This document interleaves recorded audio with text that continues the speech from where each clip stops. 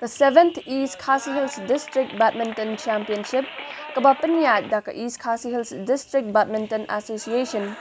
Kalapoino siya kabakut ha kasitarik naitung. Kani kalempung kabani lais ni lenter kalas dang na du arpu khandai trik jelio balawan bani benta da ki khana kisamla bat kumju kinong yele kai balarang ba jong kanong ba ya ka bala penlong ya ka ha indoor hall jong ka JN Stadium Pulu. Ukong san balawan bansaki ya ka final kani ka Jacob day uba Peter T Pasa MCS babat kum u project director jong ka Tanat District Rural Development Agency ringkat ka Jadon lang unong aibut ya umentri rangba ka jela uba Hamlet san doling kidakot nongkit kam ka Meghalaya State Badminton Association bat kum ju jong ka East Khasi Hills District Badminton Association.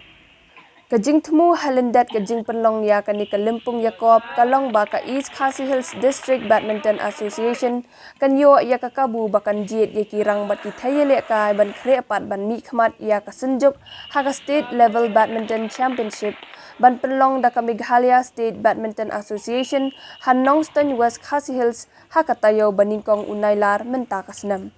hakini kilai sngi jong ka jia khun Kiladon ki jingeli kai ki ba itanat bha bat baya khat bha bat kumju ka jingdan ru wat ka jingmi pau ki sap ile kai ki batebet na ki khanarit balawan bane simbenta ha ka ni kalempung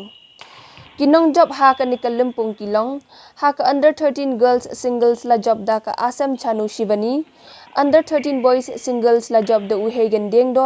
under 15 girls singles la job da ka Nitania Ti Taryang under 15 boys singles la job da Gavin Kharbuki Haka under 19 girls singles la job da ka Angie Nora Momen, under 19 boys doubles la job da Upratha Majumdar but Reynal Kharbuki, under 17 girls singles la job da ka Sneha Chetri, under 19 boys singles la job da Mohit Joshi. Haka women singles la job da ka Elsa Rika Umdor, haka men's doubles la job da Upi Joshi but Subadan Bor Pingrop, but men's singles la job da Mohit Joshi.